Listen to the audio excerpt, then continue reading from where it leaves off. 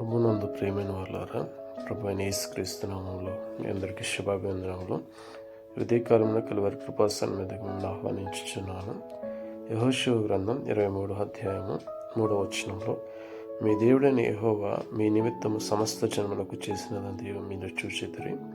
మీ నిమిత్తం యుద్ధం చేసినవాడు మీ దేవుడైన యెహోవా.